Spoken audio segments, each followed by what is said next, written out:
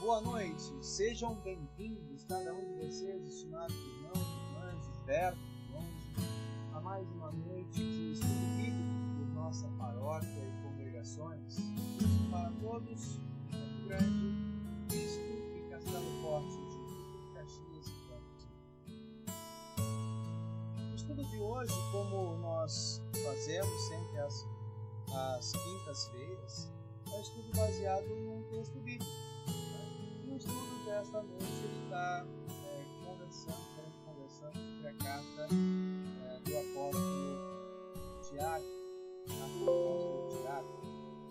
Então esse vai ser o nosso estudo nesta noite. Nós, deixa eu tela, isso. Hoje não teremos a participação do nosso estagiário, Maília, é uma questão muito particular, mas estaremos lembrando dele e que o nosso Deus traga conforto, isso tão particular, tão íntimo, de saudade, mas não de desespero.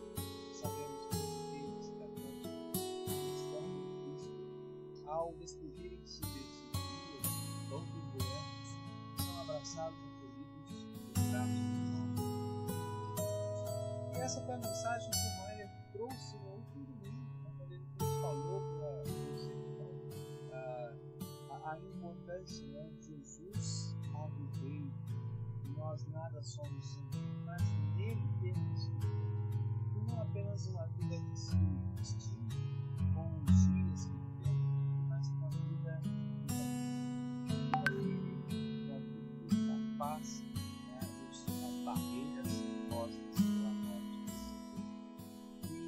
E assim, nessa mensagem vendo que é importante que nós estejamos felizes, que nós nos colocamos disponíveis ao lado de Deus. Nesse sentido, ele está hoje preparando a oportunidade que nós de novo possamos ver o programa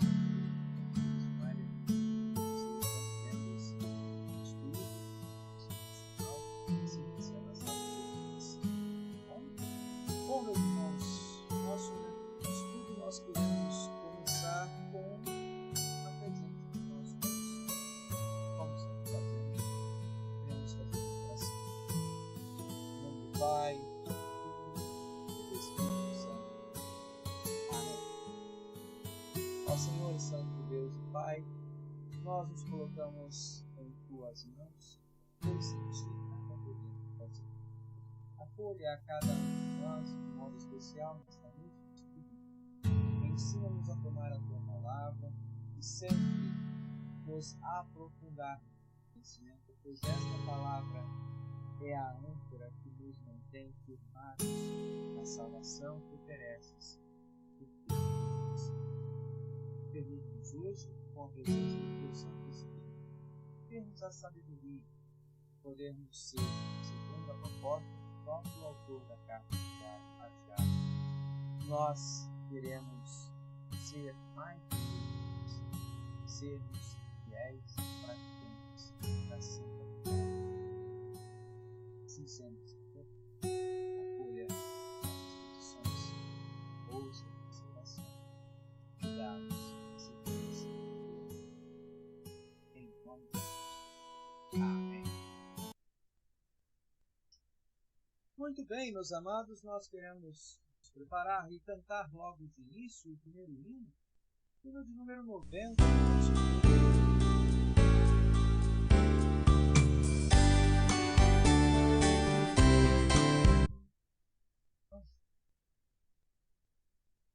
Hino de número 90 do nosso cancioneiro Louvai ao Senhor, Santa Bíblia, meu prazer.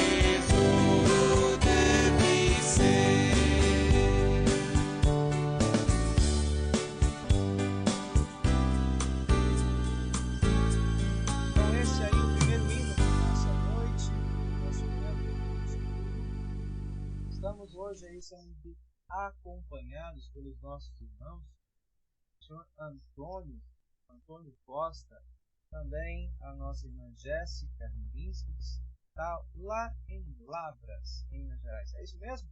Está em Lavras hoje, Jéssica? Sim, estou em Lavras. Isso. Também o Humberto e a Soraya, que acompanham de Campos Elíseos. Muito bem. Nosso estudo hoje, como já havia dito, na a carta do apóstolo Tiago. Né? Essa carta é uma carta importante no Novo Testamento, pois ela faz um contraponto às cartas paulinas. Né? Não que o apóstolo Paulo tenha desconsiderado o conteúdo que aqui nessa carta é tratado, mas estando em um contexto mais gentil, o apóstolo Paulo enfatiza o valor da graça de Deus, né? A fé como o meio seguro para a salvação, e fazendo esse contraste com o que muitos judeus cristãos, né, chamados assim também de judaizantes, dentro da igreja cristã, eles valorizavam muito a tradição e a lei mosaica como um símbolo, um atestado de, de cristianismo verdadeiro. Então o apóstolo Paulo ele bate, né, tem um embate muito forte contra isso, e ele vai dizer todas essas coisas que pertencem à lei, né, elas são, em última instância, obras que confundem, né, ou desprestigiam a glória maior da obra salvadora de Cristo por nossas vidas. Nós somos salvos pela graça, né, e somente pela graça mediante a fé, sem as obras. Diante disso, já num outro momento, né, fazendo talvez aí um contraponto sensado a essa colocação de Paulo, nós temos na carta de Tiago, né, falando que a fé sem obras é morte, porque as obras elas testificam da verdadeira fé que está em nosso coração. Então, nós vamos, em primeiro momento, parece, né, que eles estão falando de coisas diferentes, mas eles estão olhando para o mesmo ponto, um de um lado, né, e outro do outro lado. Mas a perspectiva é a mesma. Né? Paulo está olhando diante da cruz, ou seja, alguém que está olhando para a cruz como se as obras fossem um meio para permitir a nossa chegada, e Tiago está falando após a cruz, né? Ou seja, a partir da fé, sob a sombra da cruz de Cristo, as obras de fato são importantes, né? Como resposta desta verdadeira fé que o Senhor tem plantado nos nossos corações. E é essa a temática, né, a tônica do nosso estudo nesta noite.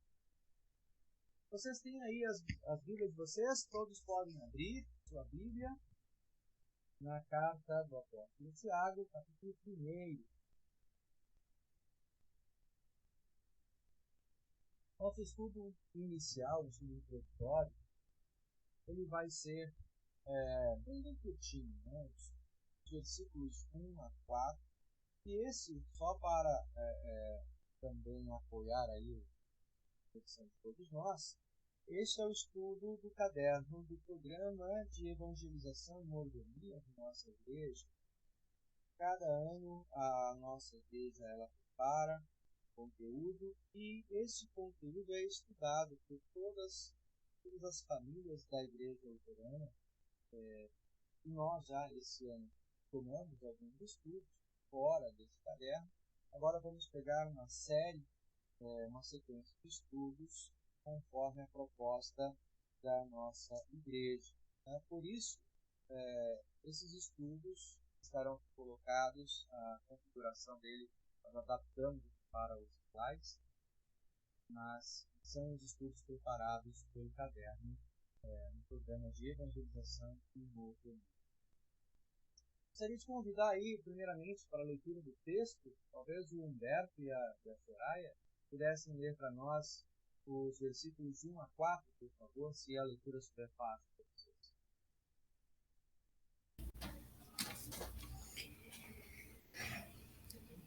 Vamos lá. Eu, Tiago, servo de Deus e do Senhor Jesus Cristo, envio saudações a todo o povo de Deus, espalhado pelo mundo inteiro.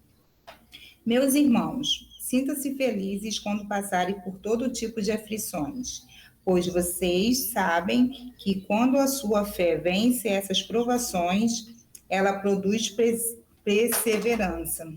Que essa perseverança seja perfeita, a fim de que vocês sejam maduros e corretos, não falhando em nada. Isso, né? Então o texto já começa apresentando o autor, né? Eu, Tiago, servo de Deus e do Senhor Jesus Cristo. A pergunta que nós vamos ver mais à frente é que não dá necessariamente, embora nós vejamos o nome de Tiago, mas Tiago é um nome muito comum, especialmente no Novo Testamento. Identificar quem é esse Tiago. Né? A gente vai dar uma olhada um pouco mais de perto para entender quem é esse autor. E ele já vem trazendo uma palavra de motivação para a igreja que, muito provavelmente, estava aqui passando pelo período de perseguição, e por volta dos anos 60, 70, a gente vai dar uma olhada também, fala muito. Mas ele começa assim, dizendo que as provações, né, e as dificuldades que os cristãos enfrentavam, que os cristãos enfrentam, né, que essa é uma condição perene, até que Cristo volte no dia derradeiro, os cristãos, por conta da sua fé, enfrentam aflições cotidianas. Algumas vezes de maneira mais intensa, outras vezes de maneira mais amena, mas as aflições, elas estão presentes, né? E elas têm um propósito. Aí vem dizendo outro texto, né? Pois as provações, as dificuldades, elas produzem em nós a perseverança. Nós sabemos também que muitas vezes as pessoas não estão dispostas a enfrentar dificuldades, provações por conta da sua fé e abandonam, né, e rejeitam e buscam, como nós falamos, um caminho mais fácil, aquilo que se entende por um caminho mais fácil.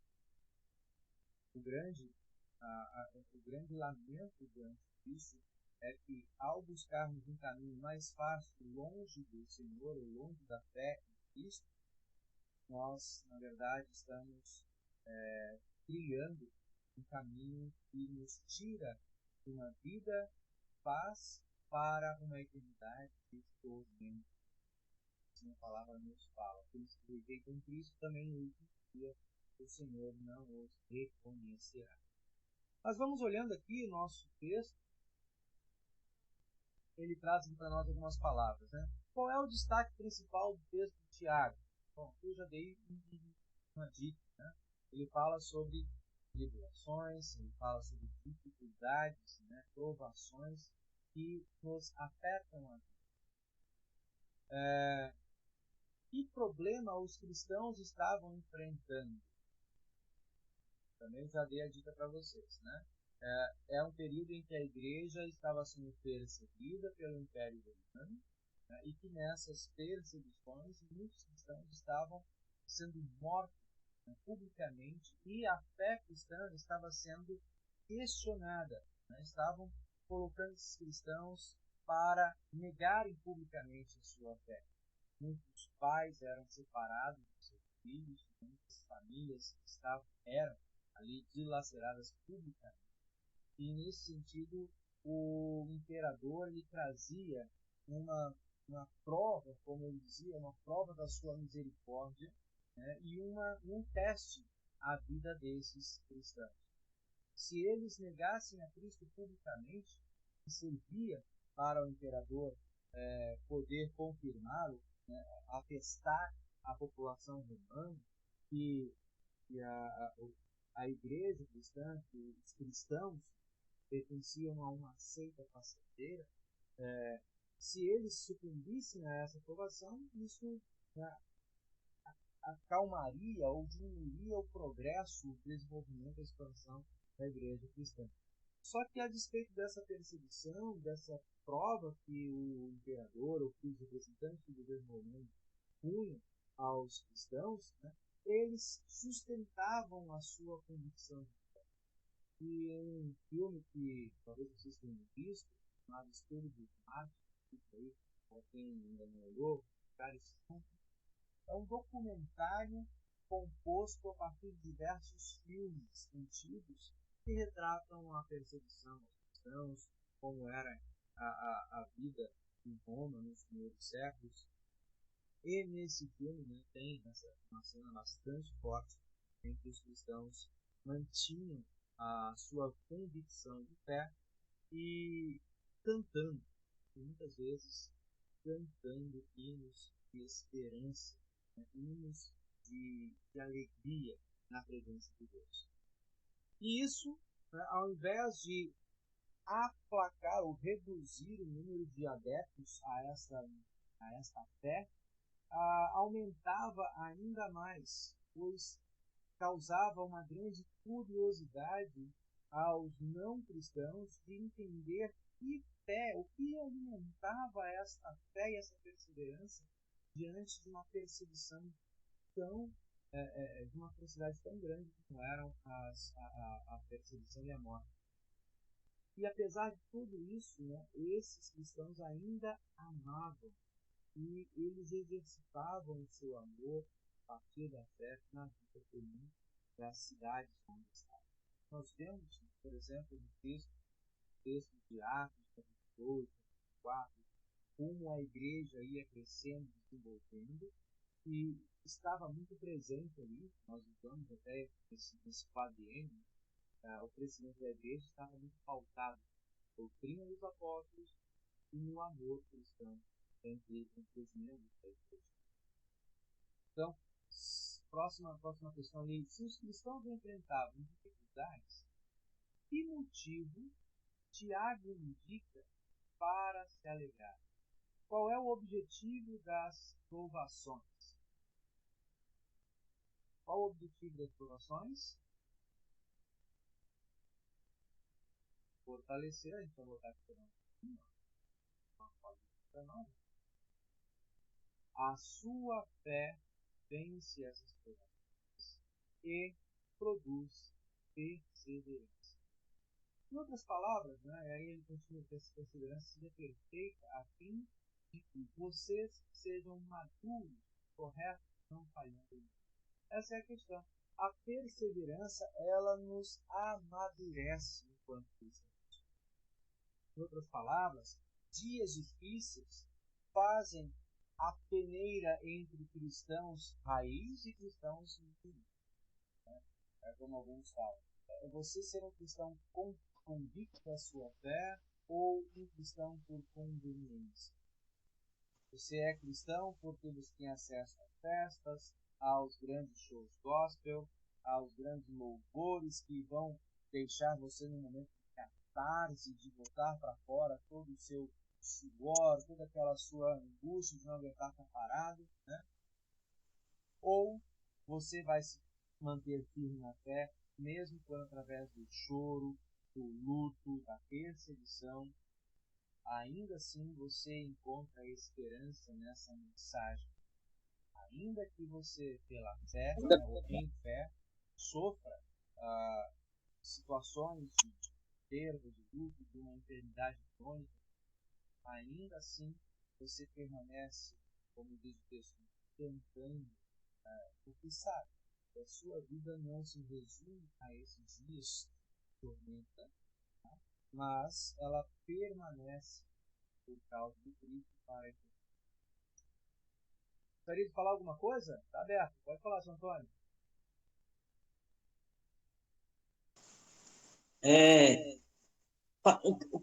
Pastor, o que seria, o porquê, o que interessava ao imperador da época, tanta perseguição aos cristãos, o porquê disso? Se os cristãos não faziam mal algum para eles. Olha, São Antônio, não fazia mal, mas ao mesmo tempo sim, né? Porque a ambição dos imperadores eram ser reconhecidos não apenas como líder político, mas eles queriam elevar a sua memória ao patamar de deuses. Né? Se eu não me engano, acho que Domiciano, que é posterior acho que é posterior a Nero, mas assim, alguns desses imperadores romanos, né, eles arrogavam para si o lugar e o título de deuses. E quando eles viam os cristãos se espalhando, se disseminando, e na sua maneira de falar, de viver, eles não reconheciam essa divindade, né, do imperador, eles se colocavam assim diretamente contra essa posição, né? E levando por aí, havia esse temor, né, de ver esse grupo desenvolver, crescer, e o risco de, provavelmente, né, mais à frente, isso eu não tenho ela por leitura, mas de talvez levantarem um motim, de levantarem uma afronta. O fato é que o modo de vida dos cristãos era bastante contagiante. E eles estavam expandindo em número, e isso causou nesse crescimento. O primeiro aspecto é esse, de reconhecer apenas o Deus Criador, o Deus verdadeiro, e Jesus Cristo como esse Deus encarnado, né, como o verdadeiro Deus. E isso bateu de frente contra o pensamento do Império Romano. Muito bem. Pois bem, então, o apóstolo Tiago então vai dizer, né, o objetivo das provações é amadurecermos na fé cristã. Tá? Hoje, no Brasil, não sofremos perseguições. Né? Estamos em um país onde temos a liberdade de culto e de professar a nossa fé.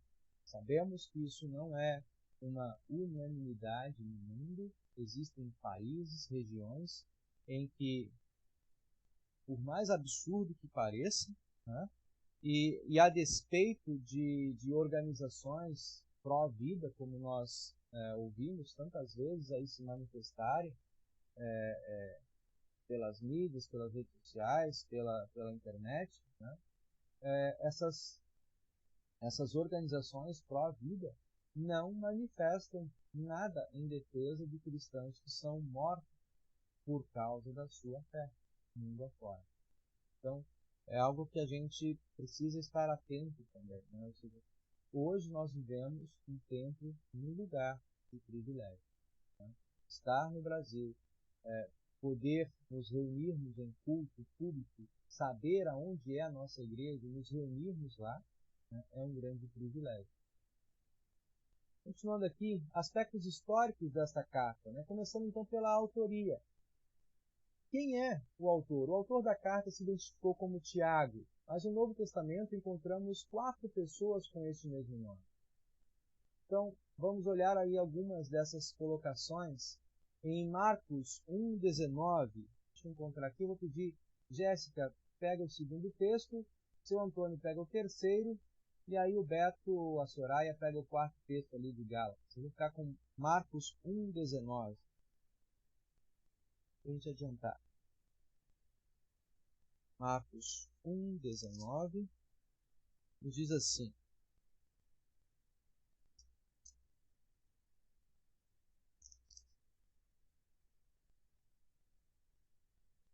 Marcos 1,19. Pouco mais adiante, né, quando Jesus está fazendo a convocação dos seus discípulos, aí ele começa caminhando junto ao mar da Galileia, encontra os 2 irmãos, Simão, que é o Pedro, né, e André, que estavam ali lançando redes, e chama esses 2 para se tornarem seus discípulos. Um pouco mais à frente, né, ele encontra Tiago, filho de Zebedeu e irmão de João.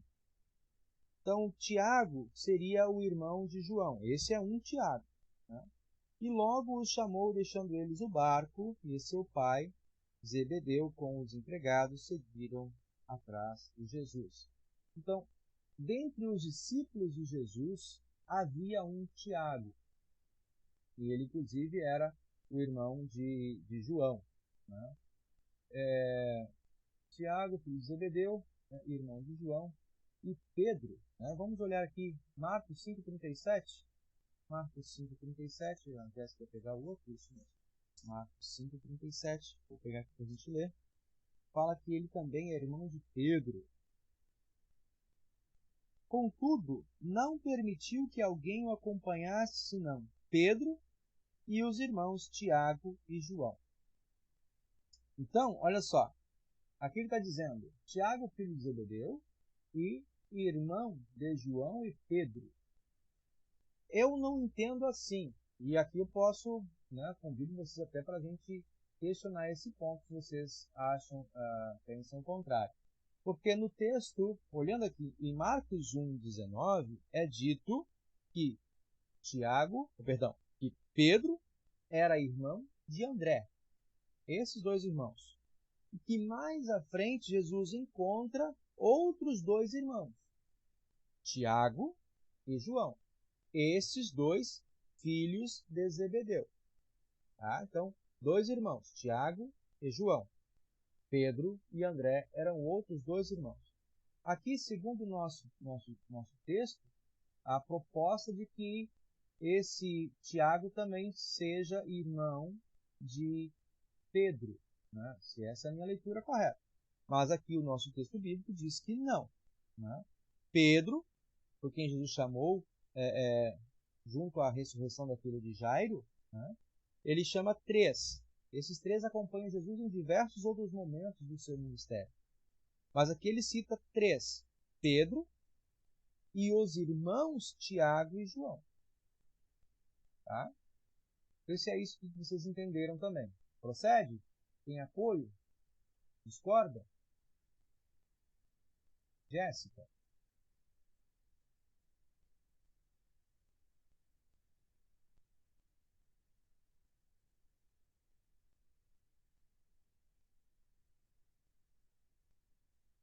Jéssica me ouve? Ouço sim, mas eu tá. não tenho nada a declarar, não. Tá bom, tá bom. Tá.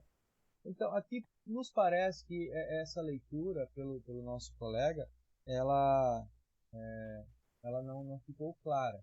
Né? Ele fala, Tiago, filho de Zebedeu, sim, ele era filho de Zebedeu, e irmão de João. Ele não era irmão de Pedro. Tá? Outro Tiago que é colocado aqui, então é Mateus 15:40, né? A Jéssica que colocou esse texto? Ou foi o São Antônio? Já abri aqui. Ótimo, por favor, pode ler para nós? Posso? Algumas mulheres também estavam ali, olhando de longe. Entre elas estavam Maria Madalena, Salomé e Maria, que era mãe de José e de Tiago, o mais moço. Isso. Né? Então, ó, aqui havia um outro Tiago, que ele é irmão de Tiago o menor, chamado de Tiago o menor. Né? E aqui ele é tratado como irmão de um José. A gente não sabe necessariamente quem é esse José, né? Mas é diferente do primeiro. Aqui sim eu concordo com o nosso colega, né, ao identificar esse Tiago como uma outra pessoa, filho de Alfeu, né, e chamado então de Tiago o menor. Depois nós temos em João 14, 22. Quem pegou esse texto?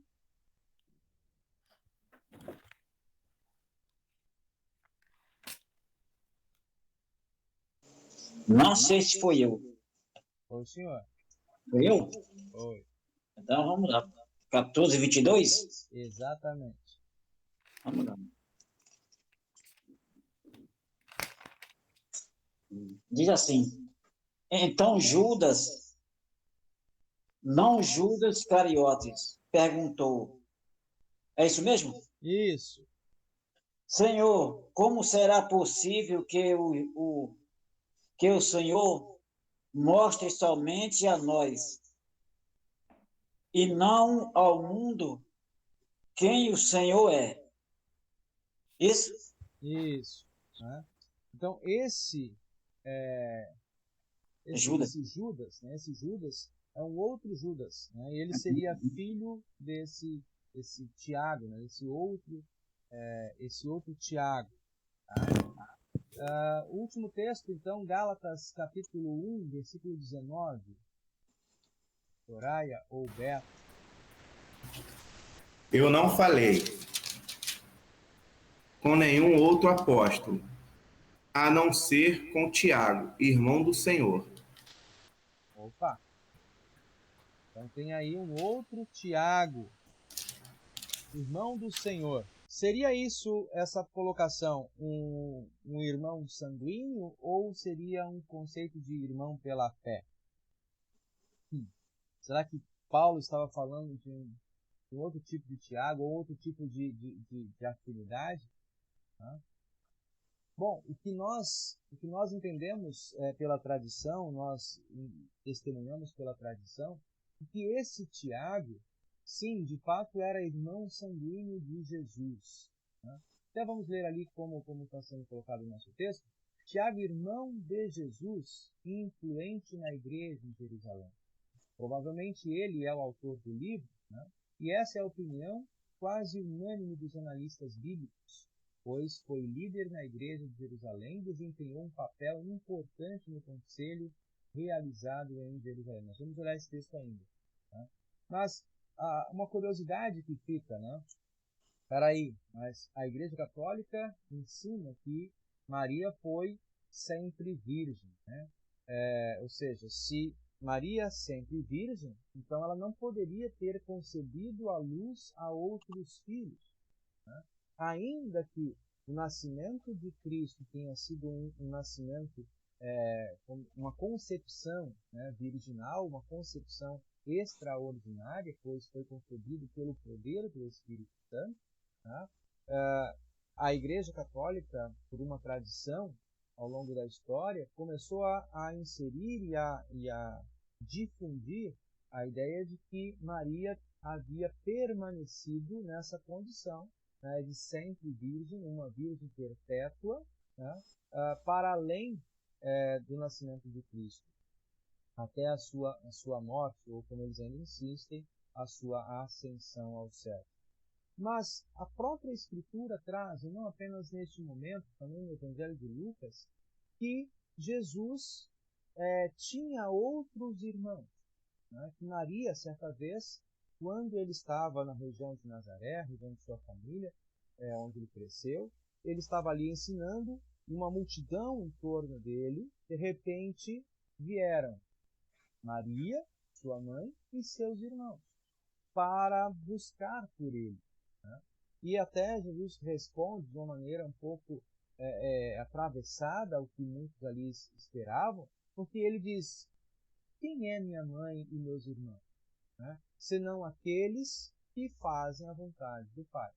Né? Ele responde trazendo essa compreensão mais ampla desta família, dessa vinculação. De que ele, de fato, embora tivesse esta vinculação sanguínea a partir de Maria, com outros irmãos, né? O seu ministério, portanto, a sua compreensão de família era para além dos laços sanguíneos.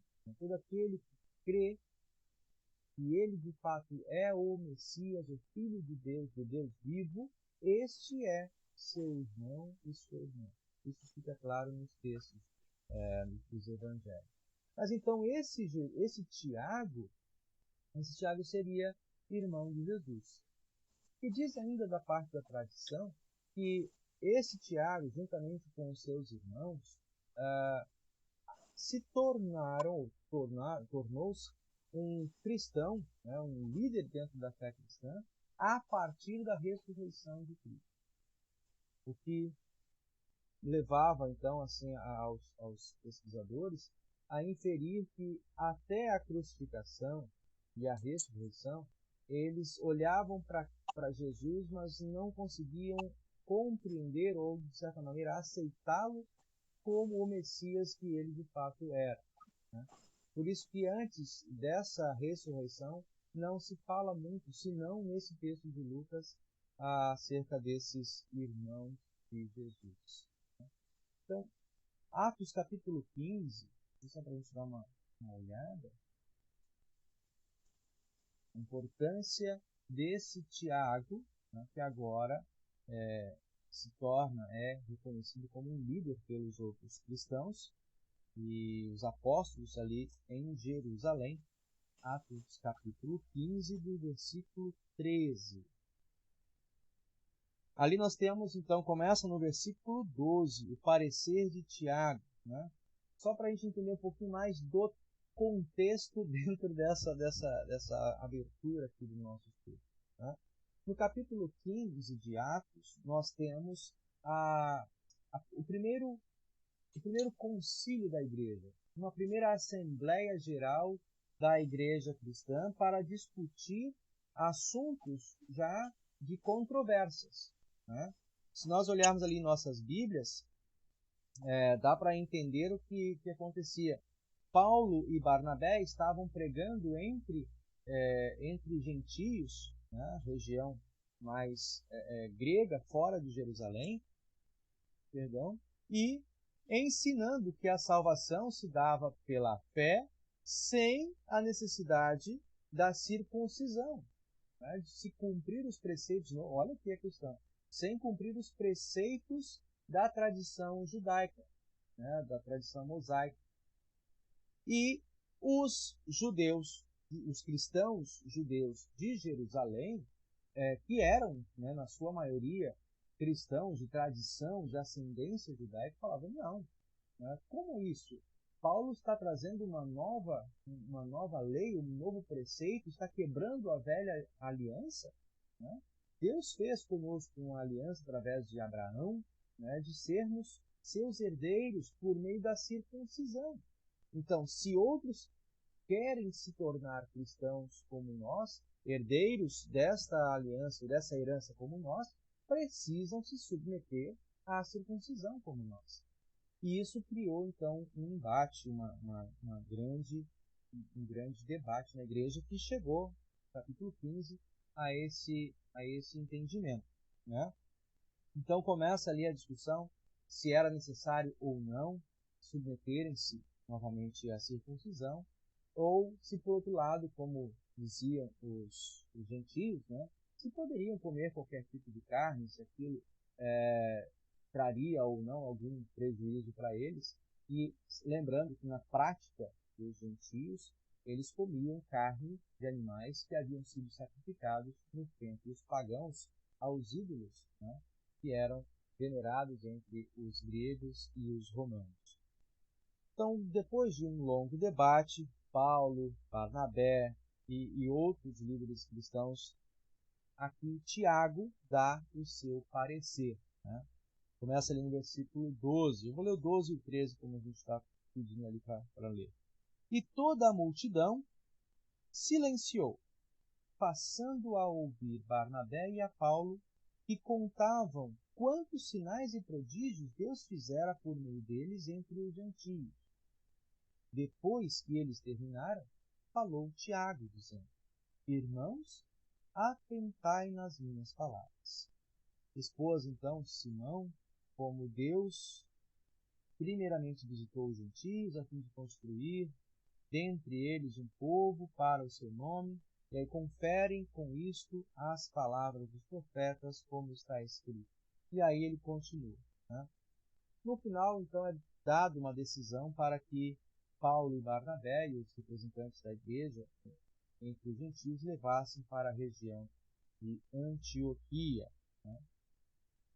Bom, então esse Tiago se torna o líder da igreja cristã entre os que estavam ali em Jerusalém. Quando essa carta foi escrita, né? Conforme aqui no nosso estudo, não há uma informação sobre a data em que Tiago de fato escreveu a carta.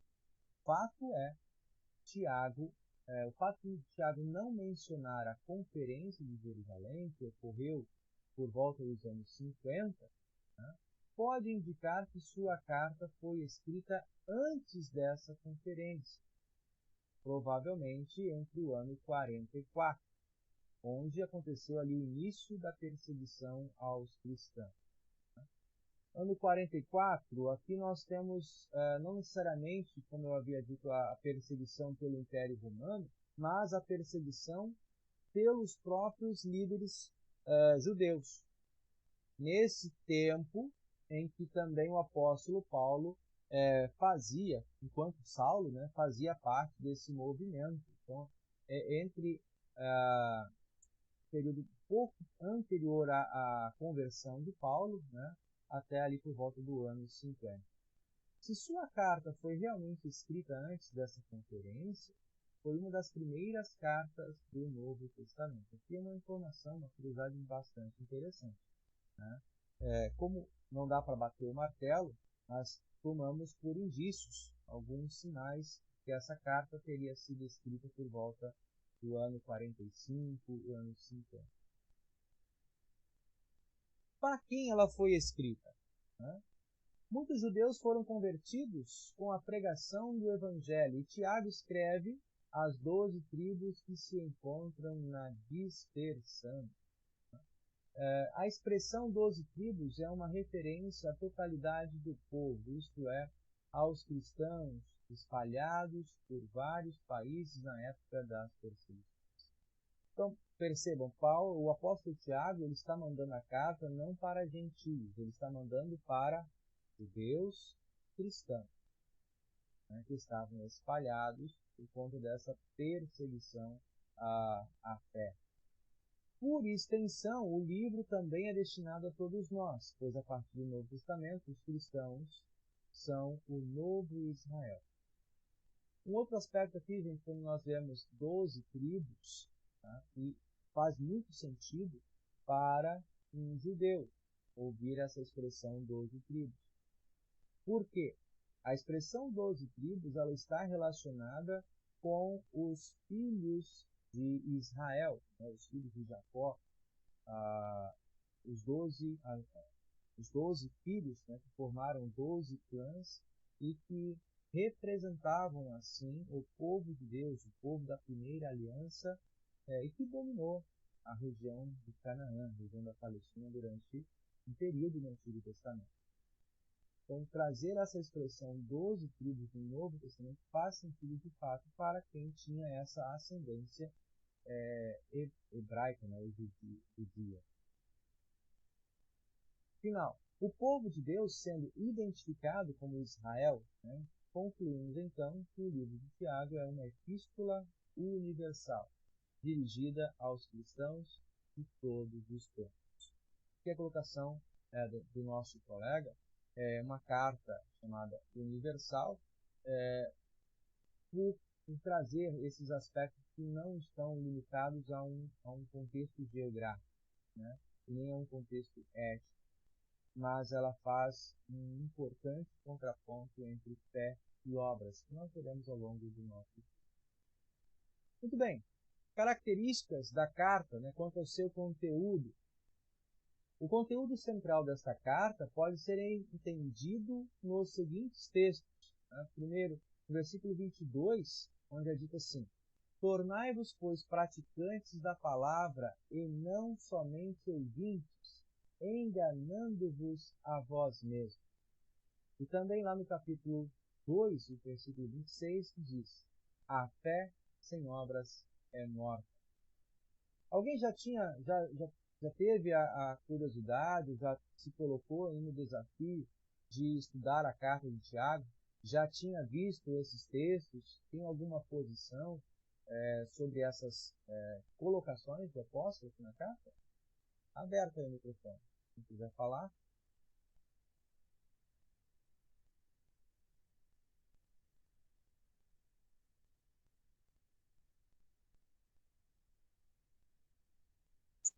Já sim, pastor. Eu já li,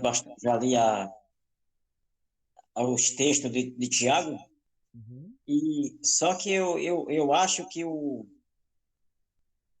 Ele diz que a fé sem as obras é morta. Não fica neutra, a fé fica neutra. Mas eu concordo que tanto pelo lado material, que ele diz, se o teu irmão for ter contigo e você não remir as necessidades dele, não serviu de nada, mas também eu concordo pelo lado espiritual também da fé. Porque se a pessoa tem a fé, mas não tem, digamos assim, os ingredientes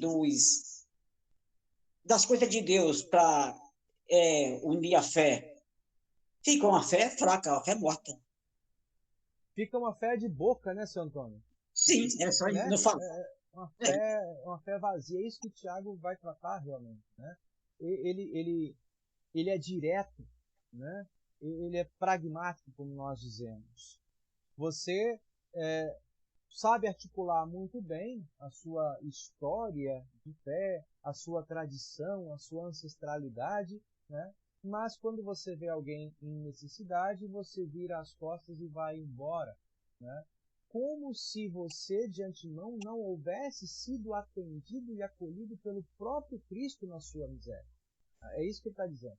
Não dá para sermos insensíveis ao sofrimento humano, à necessidade do próximo, né? Se nós fomos alvos, de fato, e compreendemos que fomos alvo desse amor e da misericórdia de Deus, que nos vendo em nossa miséria, veio ao nosso encontro. Né? É que a gente pode olhar, tem uma analogia luterana, inclusive, acerca daquela parábola, não é o assunto hoje, mas a parábola do bom samaritano. E nessa analogia cristológica que nós dizemos, muitos olham a parábola do bom samaritano sobre o aspecto social, né? Era um estranho que olha um judeu no chão e ele mesmo sendo de um outro grupo, né? De uma outra fé, uma outra visão, ele vai lá, e sendo povos adversários, ele vai lá e socorre aquele estranho, né? Então muitos olham assim, olha, a parábola do bom samaritano ensina que nós devemos ajudar sem olhar a quem, né?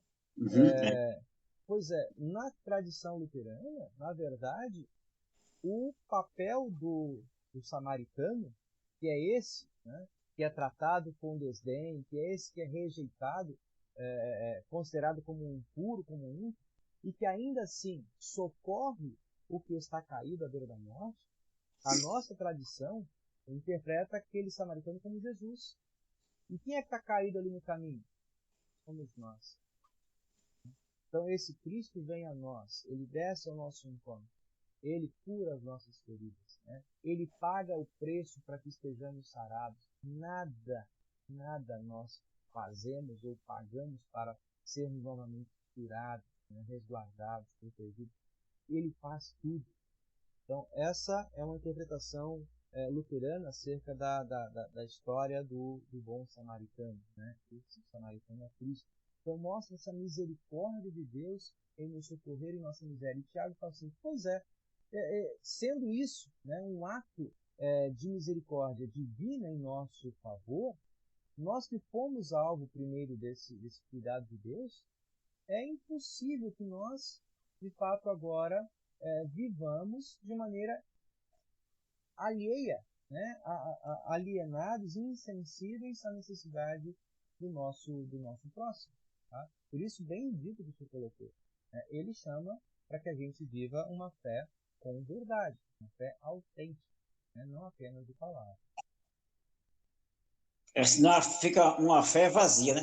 Vazia, né? Uma fé vazia. Sem fundamento.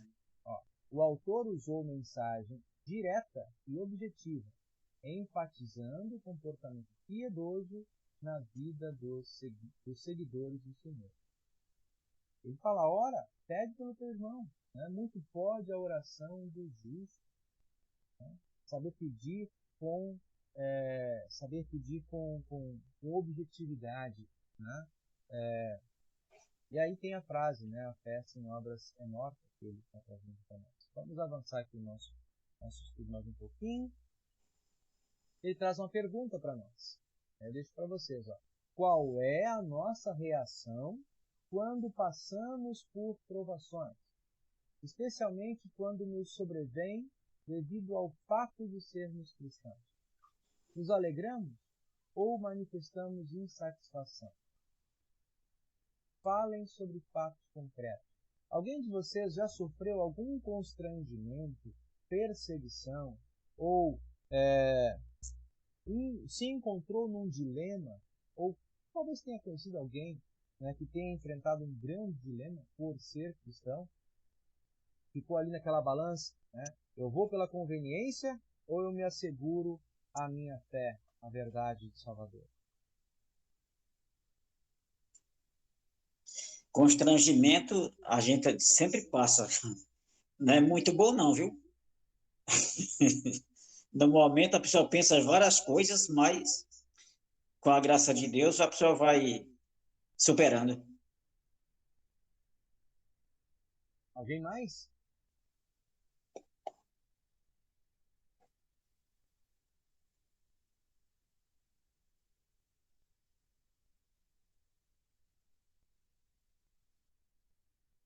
Alguém mais? Perto no trabalho, no meio dos colegas, talvez. Não sei. Já tiveram alguma situação em que foram provados, né, e que sofreram ali alguma situação de enfrentamento, né, dilema de fé?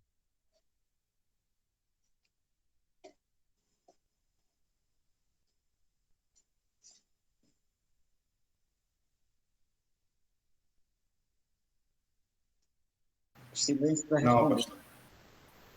Uhum. Então, aqui vai dizendo para nós, né, nos alegramos ou manifestamos insatisfação? Assim, o colega nos traz essa pergunta e é fácil de responder, né?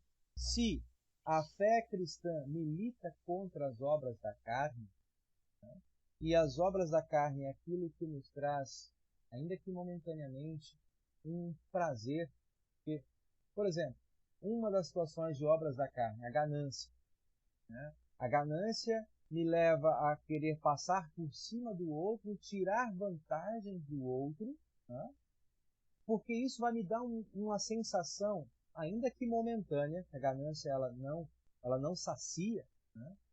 Ainda que momentânea, de superioridade, né?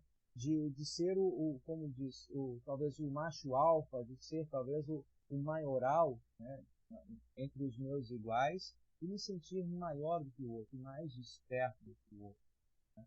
E essa ganância, ela traz essa sensação para nós, como eu digo, ela não sacia, ela é viciante e ela vai se alimentando cada vez mais, né? Quanto mais você é ganancioso, mais fome de ganhar, mais você tem. E aqui eu faço distinção, tá? Ser ambicioso é você ter uma certa ambição de querer avançar, de querer ir à frente com condições justas, seja com trabalho, com estudo, com desenvolvimento digno, tá? Ser ambicioso faz parte da nossa missão. Eu fico estagnado, tá? Eu fico esperando cair do céu. Cai tudo, não vou fazer nada porque é Deus quem vai dar tudo. Não. Você sair para estudar, para você conseguir uma projeção dentro do seu trabalho, você investir tempo para que você possa fazer com maior eficiência o seu trabalho, o seu empreendimento, né, para que te traga também satisfação. Puxa, faço bem, estou servindo bem ao próximo. Isso é um modo de você exercitar a sua ambição, de querer ir à frente, né? A ganância, ela é você querer a todo custo levar vantagem em detrimento do outro, destruindo o outro, né? Rebaixando o outro. E, como eu falo, ela é viciante, né? Nisso, nós vemos claramente que há uma contraposição ao que a palavra nos diz. Ela nos diz para que a gente esteja satisfeito e contente com as coisas que Deus nos dá. Então, eu tenho que confrontar o meu ser ganancioso, o ganancioso dentro de mim, né? Eu tenho que muitas vezes confrontar o libidinoso dentro de mim, aquele que não consegue se conter com a sua própria família, com a sua própria esposa, com o seu próprio esposo, né? Eu tenho que fazer essa, como diz Lutero, eu tenho que afogar esse velho homem dentro de mim. Então, fica claro que a gente poderia dizer que sim, né? Quando eu sou confrontado com situações que a minha velha natureza me chama para, vai, aproveita, né, come dessa fruta, é só uma oportunidade, né, tira a vantagem, mas daqui à frente você se arrepende de novo. Sempre que eu sou confrontado com isso, né, há uma mortificação. Você afoga o velho homem. Então, há um momento de tristeza, de insatisfação, sim. Né? A alegria que nós temos pela palavra de Deus, ela só acontece num segundo momento, quando nós entendemos pelo Espírito Santo as recompensas que ele nos oferece, que não se limitam a este mundo e que não necessariamente acontecem de imediato. Ela pode demorar um tempo. Né? E a questão maior de você estar vinculado, apegado, agarrado a esta segurança de salvação que traz a felicidade perpétua, né, nos céus. Continuando aqui o nosso texto, aí ele nos chama para olharmos os benefícios das provações. Os primeiros 2 versículos ali ele nos traz. Pedir talvez aí para a Jéssica ler para nós, por favor.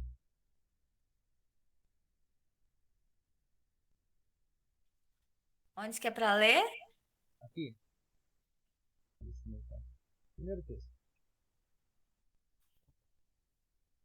Eu, Tiago, servo de Deus e do Senhor Jesus Cristo, envio saudações a todo o povo de Deus espalhado pelo mundo inteiro. Meus irmãos, sintam-se felizes quando passarem por todo tipo de aflições. Indicação do autor, né? O autor se apresentou como servo de Deus e do Senhor Jesus Cristo e apontou as atitudes cristãs diante de provações e tentações. É porque tá cortando aqui. Ah, perdão. Tá, ele fala então sobre a ser feliz diante dessas dificuldades. Né? É você encontrar uma satisfação de se identificar com essa perseguição como algo que o próprio Senhor Jesus havia sofrido. Né? E não necessariamente, não é o caso de nós entendermos como algumas confissões ensinam, né? Não, que nós completamos o sofrimento de Cristo quando sofremos também. Né? Houve até mesmo eu falei isso no tempo de Quaresma, né? Que acontece na região das Filipinas, de algumas pessoas lá, de alguns grupos de cristãos lá, que entendem, né? E engraçado, isso até é reprovado pela Igreja Católica local.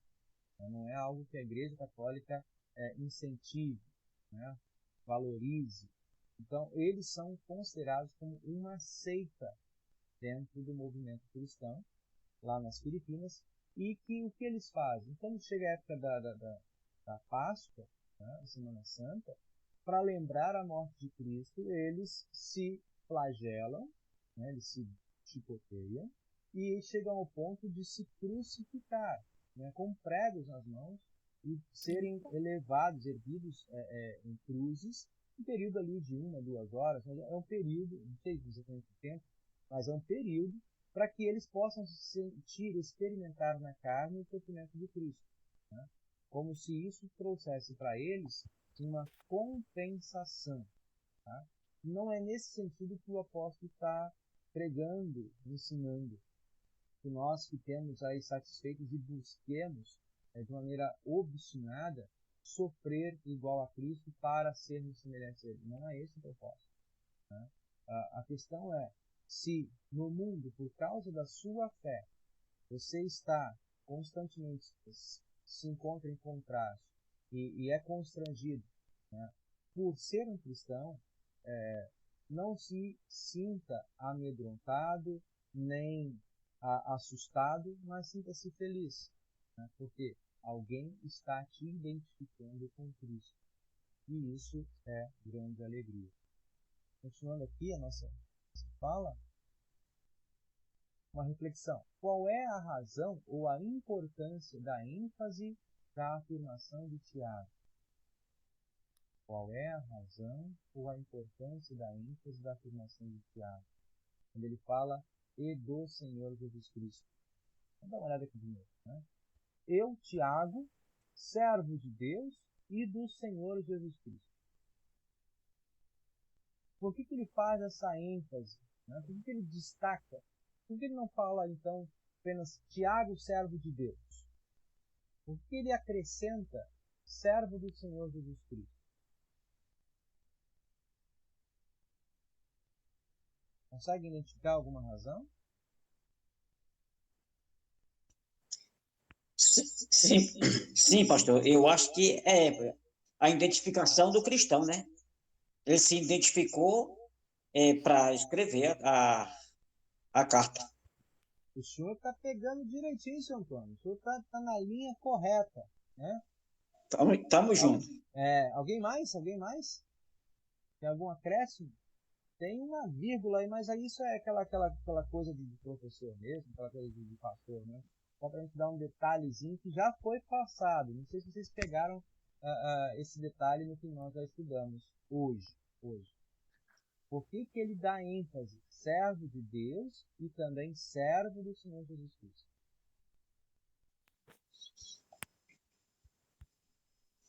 Alguém mais? Jéssica abriu o microfone. Abri não, tinha ficado aberto da outra vez que eu li. Tá bom. Bom, então eu vou falar. O que parece para nós é que, lembrando, né, quem é esse Tiago? Ele é o irmão de Jesus. Né? Irmão segundo a carne, nascido da mesma mãe, nascido de Maria.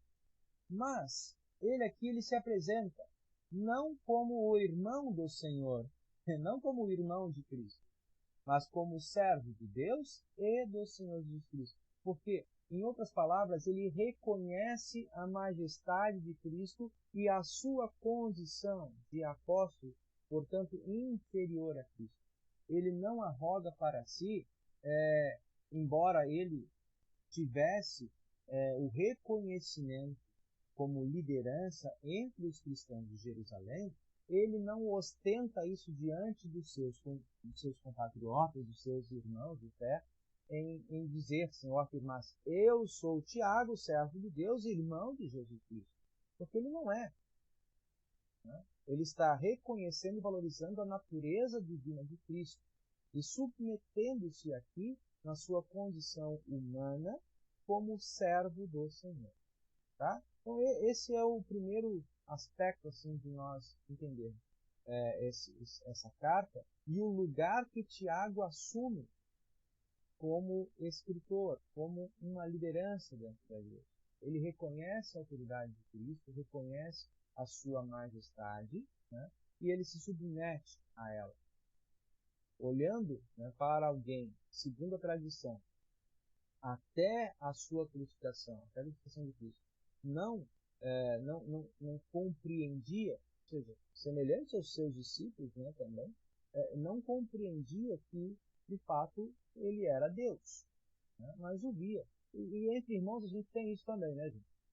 Às vezes entre irmãos a gente tem dificuldade de reconhecer o potencial do outro. Né?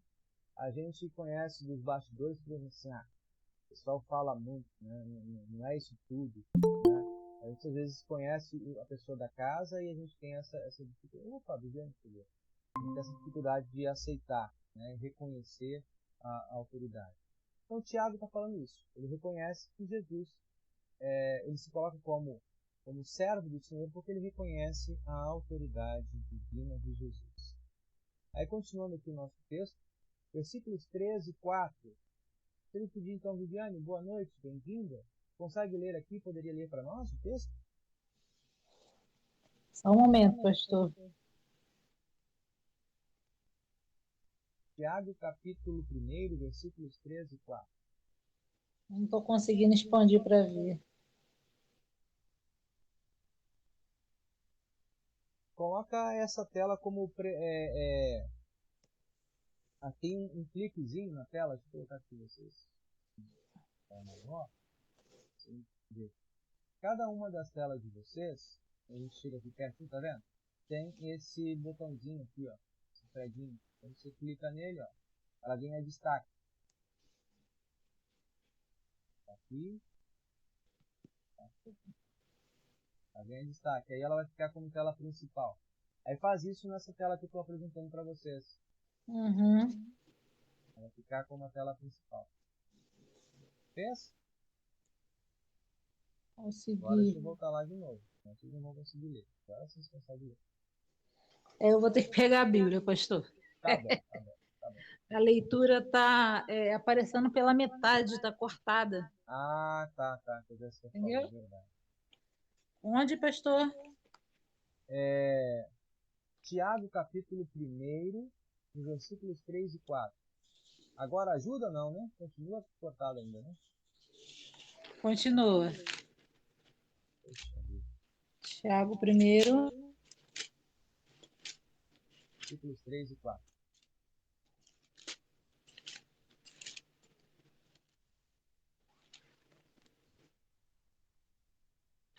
Até a coisa aqui.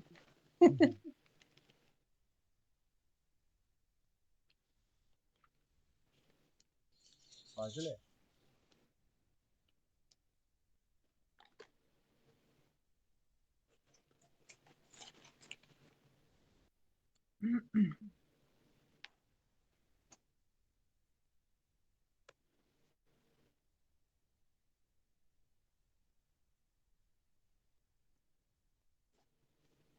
Achou? Só um momento, achei. Opa. Tiago primeiro. 3 e 3, 4. pastor. 3 e 4. Pois vocês sabem que quando a sua fé vence essas provações, ela produz perseverança.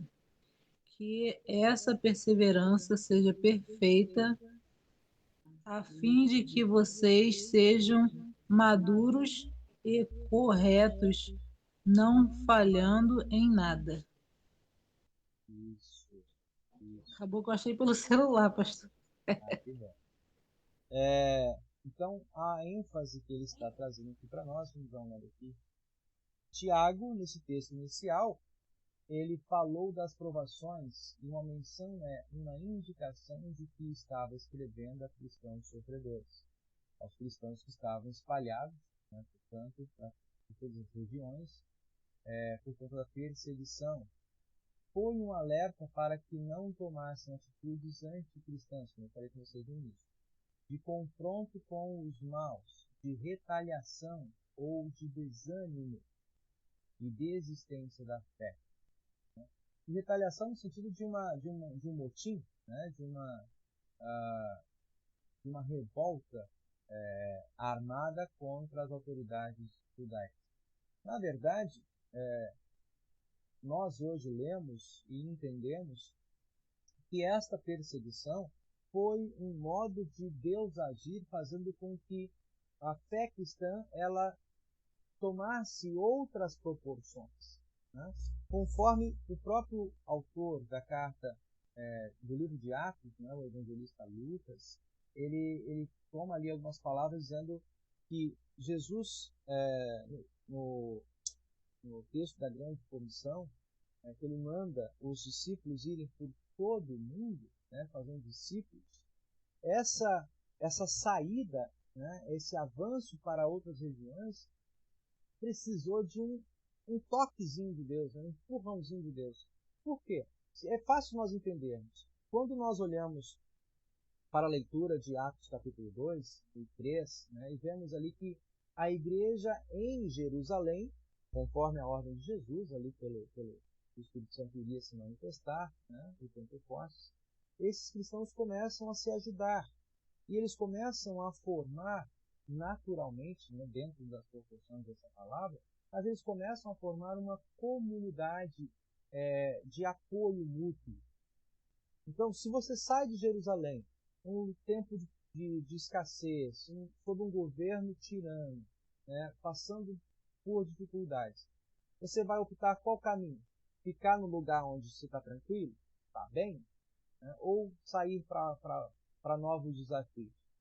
A tendência é que você se conserve na zona de conforto. Né? Só que não era esse o intento do Senhor. Não era esse o propósito. Deus tinha uma visão mais ampla de que o Evangelho fosse espalhado também para outras regiões, para outras partes da terra. E como fazer isso? Né? Às vezes a gente tem que, né, jogar um pouquinho de água fria, dar uma sacudida ali para que as coisas, né, comecem a se dispersar, né, que haja esse movimento. Então, as perseguições, elas funcionaram como um estupim motivacional, né, para que o Evangelho também fosse espalhado para outras partes. E é assim que, na sequência do texto, lá em Atos, cristãos vão para o norte da Palestina, cristãos vão para o norte da África, cristãos vão para a região da Ásia, né, na Índia, para poder levar o Evangelho. Por quê? Porque foram perseguidos. Então, no primeiro momento, foi para livrar o próprio corpo, né, livrar a própria vida, mas levando consigo aquela mensagem de esperança. E ao chegar onde chegavam, começavam a difundir essa pregação, e ali também a igreja crescia. Né?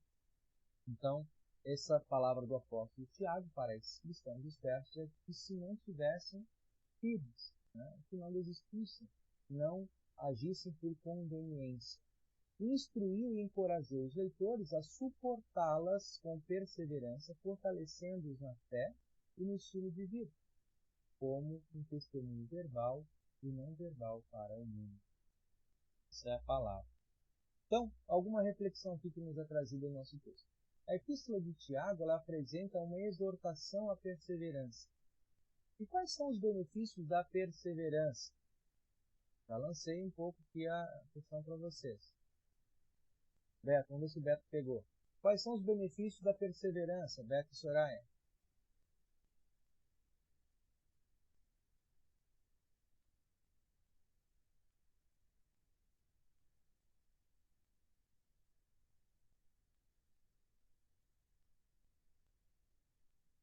Quais são os benefícios da perseverança?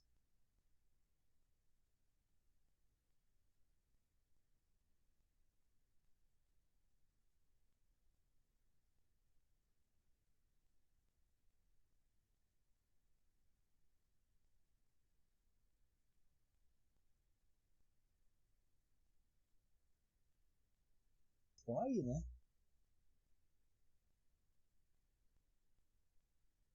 Beto, Soraya.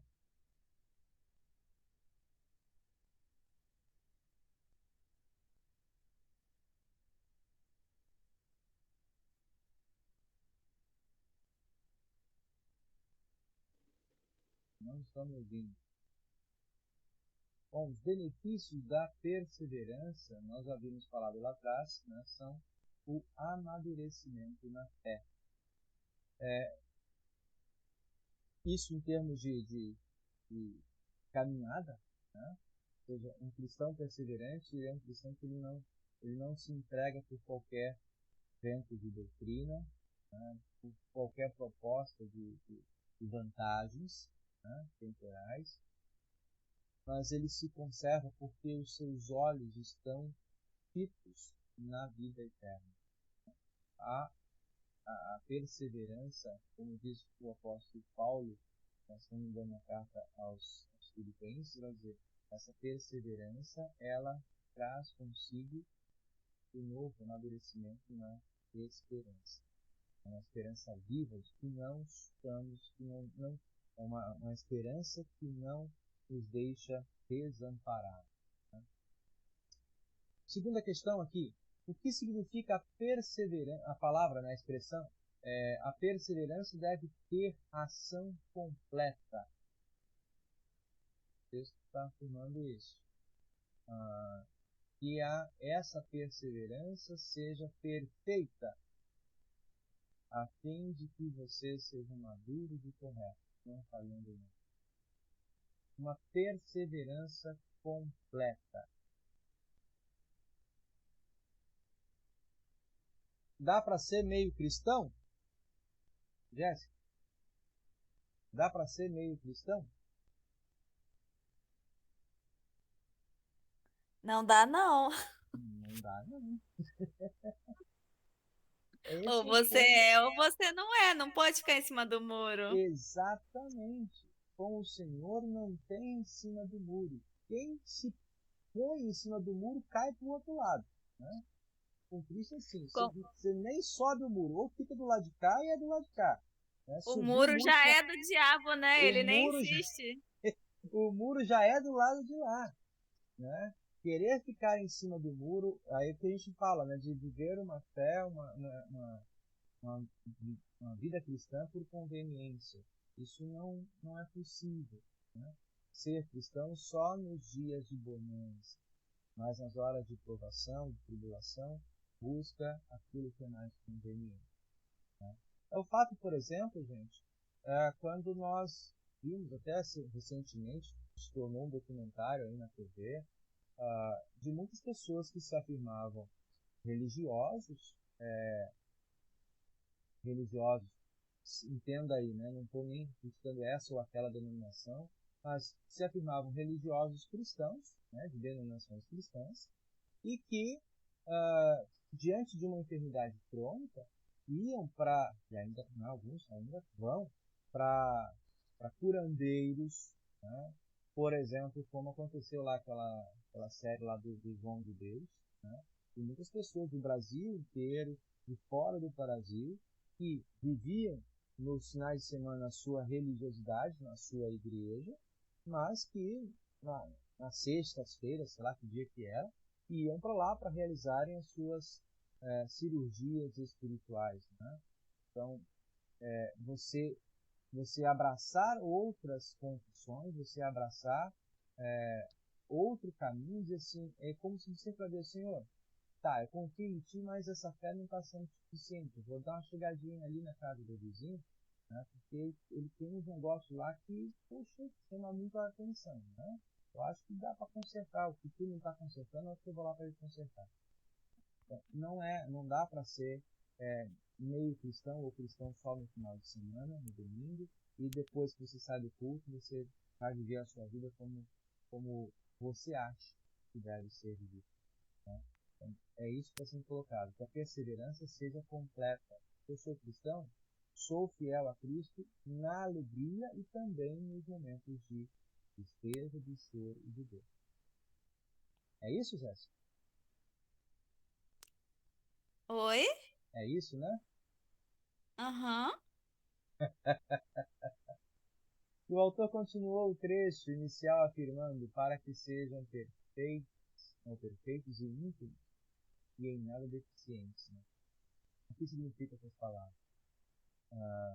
De novo, na minha leitura, é isso, de nós estarmos seguros e cientes, né, de que esse Deus que plantou a fé em nós também nos sustenta, até mesmo em uma situação de risco de vida, risco de morte, ele nos sustenta. Ontem ainda, e aqui repetindo palavras dele, né? O Mailer, quando recebeu a notícia que seu pai havia partido, muito abalado, que é natural e esperado realmente nessa hora. Impossível, preocupante é que alguém ouça, seu pai morreu. Tudo bem, vou lhe tomar um refrigerante. Né? Agir com indiferença. Isso seria uma coisa abissal. A morte, ela é perturbadora, ela é inquietante, ela é antinatural, né?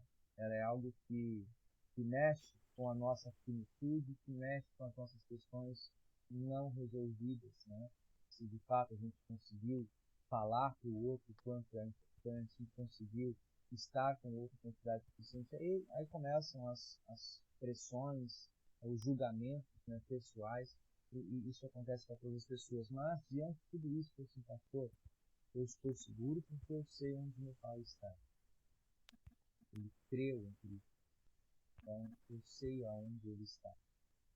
Ele falou, louvado seja Deus, e conserve nessa segurança e nesse fiel testemunho. É assim cada um de nós também.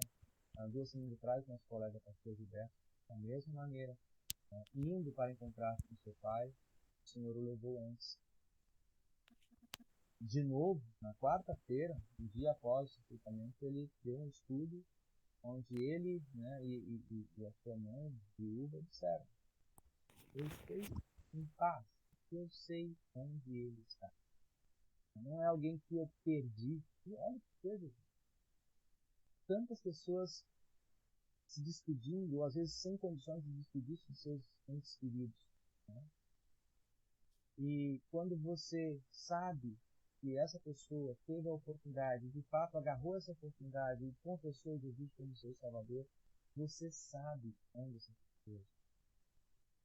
E como cristãos, o nosso louvor contínuo, o nosso anseio e oração, né, que venha o seu reino, né, que chegue o dia do amém, é um brado, né, de reencontro. Porque onde essas pessoas que nós amamos, que estão com Cristo, onde elas estão hoje é o lugar que também cada um de nós queremos estar. E oramos e pedimos para que isso aconteça. Que venha o teu reino. Então, é importante isso quando é colocado aqui para nós. Né? Sejamos perfeitos e íntegros em nada deficientes. Nesse aspecto. E crer, né? E viver essa fé no nosso dia a dia. Manifestar. Não ser como o Sr. Antônio bem colocou. Né? Não ser cristãos apenas de palavra. Fala, fala, fala. Aí na hora que você está numa situação de enfermidade, você vai lá visitar o João de Deus. Você não adiantou nada falar. Né? Você está firme, fala, fala, fala, e quando o ente querido parte, você entra em desespero, rasga a roupa, fica desesperado, né, se pune e tudo mais, como se não soubesse. Ai, partiu, eu não falei com ele. Você sabe onde ele está? Então, viva, né? Prática também essa sua confiança, né? Esse seu testemunho. Vamos ver aqui mais um pouco, já chegando à parte final. Né? Quando cristãos enfrentam momentos difíceis, podem ser tentados a desistir de tudo e até negar Deus. E é nessa hora, é necessário lembrar das palavras de Tiago. Ele lembrou aos leitores de que as provações viriam, e a pergunta é, como eles deveriam vê-las e como deveriam conviver com essa realidade hostil do mundo? Disse que deve ser o motivo de alegria passarem pelas provações. E mais, que a perseverança deve ser ação completa, para que sejam perfeitos e íntegros e em nada deficientes.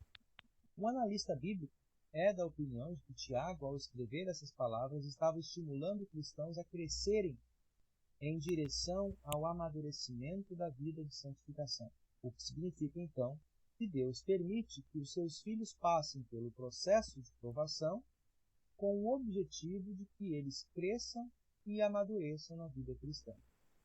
Vida de coerência entre fé e vida de santificação.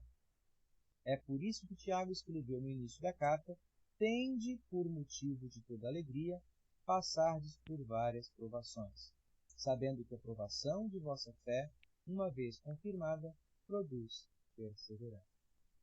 Gente, em outras palavras, Deus está exercitando a nós, enquanto filhos, eu vou pegar a ilustração aqui. Muitas vezes, como pais, nós tendemos a evitar, né, que os nossos filhos enfrentem dias difíceis, que nossos filhos passem por pressões, por desafios. Né? Nós tentamos oferecer sempre do melhor. O problema com isso é que nós não ensinamos os nossos filhos a se virarem em uma situação adversa. Nós não somos eternos. Né? E os filhos crescem, e esse crescimento não é apenas em estatura, mas é um crescimento também em posicionamento moral, em atitudes em situação adversa. Né? A boa educação, ela traz desafios, simulações, né, de dificuldades para que os filhos possam crescer aprendendo na prática, né, o valor do trabalho, o valor do cuidado, né? O valor da verdade, né? Outros valores, né? Da honestidade e mais. Aí vocês, né, sabem tão bem também quanto isso quais são os valores de uma boa educação. Jéssica abriu o microfone, gostaria de falar? Foi sem querer. Não, desculpa então. Só que eu estou aqui Tranquilo. atento a vocês. Né? Então, o objetivo das dificuldades colocadas por Deus em nossa vida não é porque Deus não nos ama. É porque Ele sabe, né, que nós, para sermos bons cristãos, precisamos dar uma resposta segundo a vontade dele e não segundo a nossa natureza diante das adversidades. E por isso ele vai nos testando de pouquinho a pouquinho, de pouquinho a pouquinho, né, para que a gente seja uma pessoa madura, né, que tenha um testemunho maduro acerca da nossa convicção de fé. Por fim, a partir do entendimento sobre provações permitidas por Deus, qual será a nossa reação ao sermos provados? Vamos desanimar e deixar de nos comprometer com o desenvolvimento do trabalho da igreja? Ou, pelo contrário, vamos trabalhar cada vez mais para honrar o nosso Deus e Senhor? Qual é a atitude mais frequente quando irmãos da igreja enfrentam provações? Bom, nós estamos enfrentando, de um modo geral, né, as situações de perdas, de insegurança, de distanciamento. Né? E eu tenho falado isso, tenho trazido isso para os nossos estudos, para os nossos cultos, né? O perigo onde muitos, diante dessas situações de distanciamento, né, acabam se acomodando, pensando que esse é o modelo, esse é o tempo ideal, de ficar talvez distante, de não sentir fome nem sede da Santa Ceia, né, de não procurar, poxa, será que vai ter gente suficiente no culto, fim de semana, eu posso ir aí? A igreja está tomando as providências, as condições de distanciamento, né, tem máscara para todo mundo, tem álcool gel, né, dá para a gente ir? Poxa, não dá para ir. Dá para o pastor vir aqui? Né? Pastor, vem aqui, eu estou precisando ouvir, eu estou precisando receber a Santa Ceia, eu estou precisando ouvir a tua palavra de absolvição, eu estou precisando, eu sinto fome, eu sinto sede. Ou a gente tem que sentir isso, se incomodar com isso, né, e não se conformar com o tempo que estamos vivendo. Né? É só dar um grito que vai acabar a pandemia? Não. Né? Deus sabe o tempo que é necessário para que ela se mantenha. E o que nos fala a palavra do Senhor é que se não tiver pandemia, vai aparecer uma outra coisa, porque os tempos finais estão chegados, né? Nem chegando, já estão chegados, como diz o texto bíblico, né? É uma coisa que já está junto, está aqui, nós estamos vendo hoje. Né? Então, para frente, não dá para a gente pensar, vai ter um céu aqui na Terra. Não vai, o céu é o céu e a Terra é esse lugar onde nós temos oportunidades, né, de passar por aflições, mas nos mantermos perseverantes, porque o Senhor permanece. Então, a atitude mais frequente quando irmãos da igreja enfrentam provações, na minha leitura, é se colocar de joelho diante do Senhor e saber que Ele venceu o mundo e que garante nos acompanhar todos os dias. Essa deve ser a atitude frequente de cada um de nós quando somos provados, quando somos afligidos aí pelas tentações, né, pelas artimanhas do inimigo, de responder como alguém que sabe que o seu Redentor vive, e não como alguém, né, que foi esquecido, deixado para trás. O Senhor foi esperto, foi embora e deixou a gente aqui. Não é assim. O Senhor caminha conosco. Ele nos sustenta com a sua palavra. Ele fez o que jamais poderíamos fazer. Ele nos reconciliou com o Pai, com seu sangue e precioso. É isso para a gente entender. Bom, chegamos à parte final. Alguma dúvida antes de nós cantarmos o hino? Sim? Não? Ó, pastor, boa noite a todos. Só para falar que eu vou ter que ver o estudo. Cheguei no final. Não, tudo bem. Não se preocupe. Mas obrigada aí, pastor. Obrigada. As palavras foram edificantes da mesma forma. Muito Amém. disso aí é o que o senhor sabe. O senhor Uhum. sabe. É o que a gente passa todos os dias, né? Só Deus mesmo. Obrigado, tá, pastor? Por nada, meu irmão. Boa noite a todos.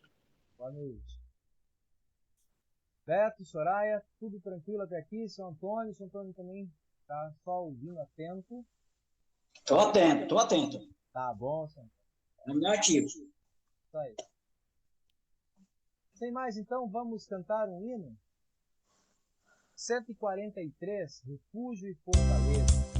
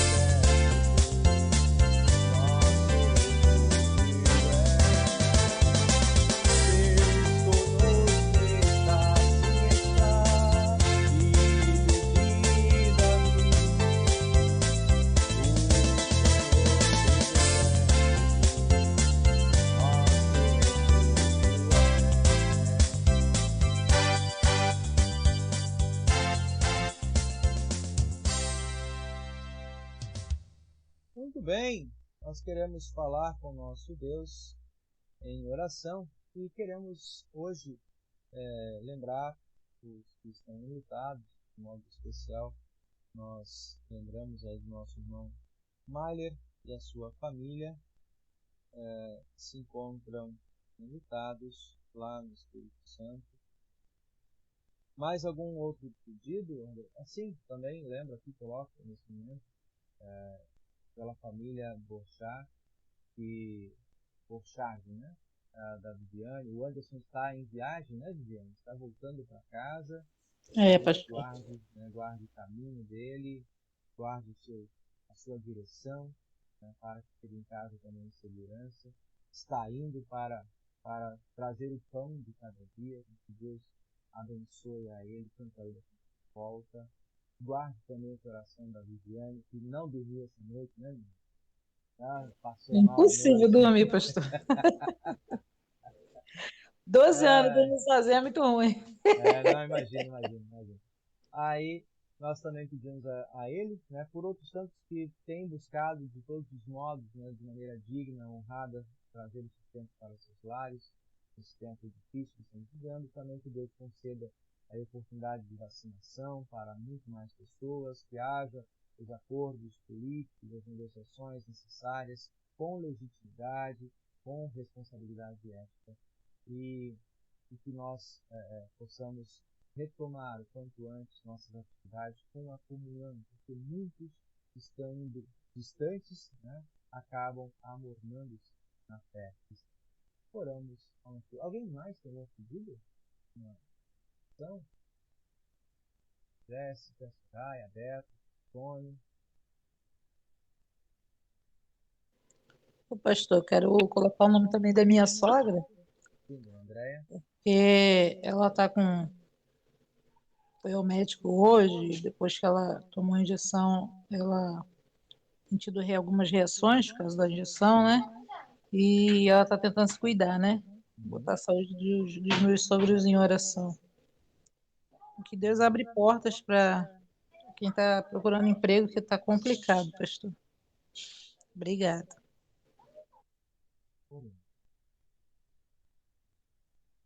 Senhor Deus e Pai querido, que nos guardas em tempos de aflição, não nos tirando, não nos expondo, mas conservando-nos firmes e fiéis também nas tribulações. Nós te damos graças e louvor que é por meio das provações que nós tomamos consciência do valor e da importância desta fé salvadora em nossas vidas. É por meio das provações que nós reconhecemos a tua presença entre nós e somos mantidos firmes diante das inquietações, diante das dificuldades que o mundo nos impõe.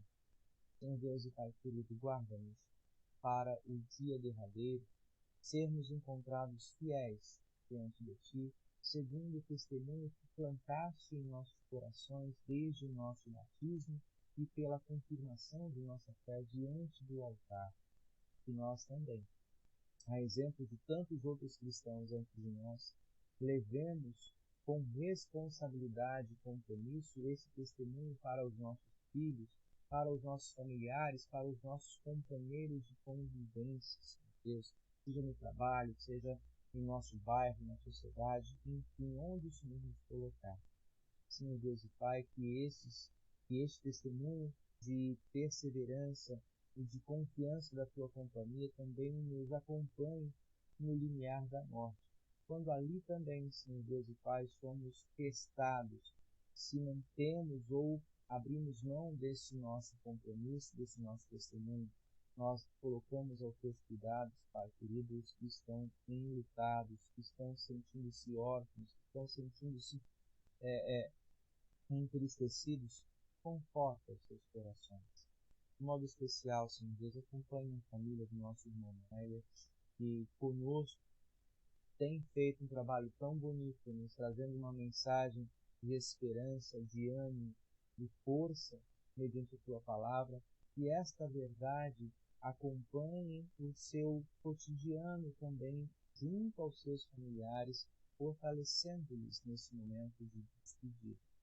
Senhor Deus, guarde aos teus braços no recolhido, confessou a fé em ti, que viveu esta fé na tua presença, pois tu és fiel.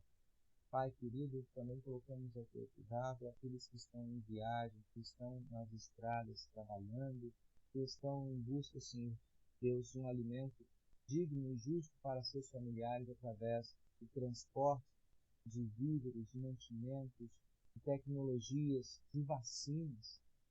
Lembramos, Senhor Deus, todos os profissionais que ao longo das nossas rodovias dão suporte e ao mesmo tempo buscam o sustento para seus lares e suas famílias. Lembramos, Senhor Deus, os frentistas, borracheiros, mecânicos, lembramos os policiais, os médicos e paramédicos que dão apoio aos motoristas, que acompanham, Senhor Deus, o trabalho desses profissionais tão necessários nesse contexto, nessa configuração de transporte que nós temos no nosso país. Senhor Deus, fica com o Anderson, traga-nos segurança para a sua casa, conforta o coração de sua família, tira deles a ansiedade, conserva-os sempre, Senhor, na segurança da tua companhia e do teu controle em todas as coisas. Senhor Deus, nós colocamos diante de Ti nossos entes queridos que passam por enfermidades, que passam por tratamento de saúde. De modo especial aqui citamos e lembramos a família Dona Andréia e seu esposo. Conserva-lhes, Senhor, eles como exemplo daqueles que sofrem com as adversidades da vacina, que apesar dessas situações adversas que aconteçam, sejam protegidos e amparados para que não contraiam, Senhor, uma bactéria ou um vírus em condição mais severa, mas que sejam guardados e amparados também ao teu cuidado. Tudo isso, Pai, nós entregamos em tuas mãos e pedimos que nos dê força, perseverança, alegria ao lermos e estudarmos a tua palavra, de modo especial na carta de Tiago. Que esta carta tão importante para os dias de provação, de perseguição no primeiro século, continue sendo uma âncora a cada um de nós neste século XXI, como tuas testemunhas. Nós somos teus servos, teus filhos, chamados e amados por ti, para pertencermos à tua família eterna. E assim, como membros dessa família, temos a alegria de poder nos dirigir a ti, ó Senhor, Criador dos céus e da terra, como o Pai nosso que estás nos céus. Santificado seja o teu nome. Venha a nós o teu reino. Seja feita a tua vontade, assim na terra como é no céu. O pão nosso de cada dia nos dá hoje e perdoa-nos as nossas dívidas, assim como nós também perdoamos aos nossos devedores, e não nos deixes cair assim. Mas livra-nos do mal, pois teu é o reino, o poder e a glória para sempre. Amém. Recebam cada um de vocês a bênção do Senhor. O Senhor te abençoe e te guarde. O Senhor faça resplandecer o seu rosto sobre ti e tenha misericórdia de ti. O Senhor sobre ti levanta o seu rosto e te dê sua paz. Amém. Se me permitem, meus irmãos, só para um pouquinho,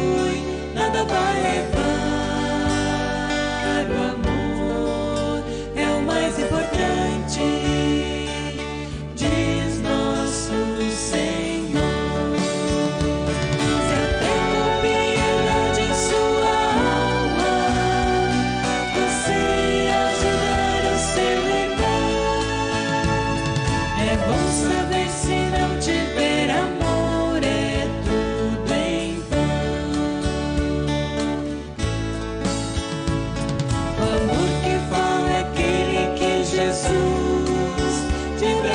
abertos, falou a mãe inimigo, como vos amei.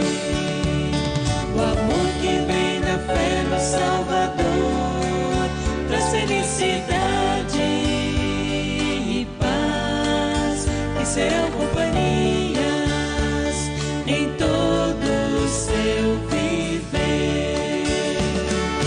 Neste mundo cheio de maldade, vamos semear a compreensão, pois mais valioso do que tudo é o amor. Lá, lá, lá, lá,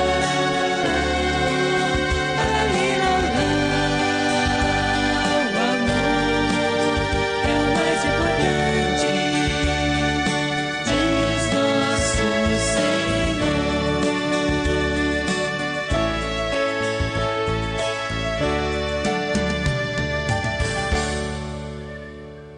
Amém. Amém.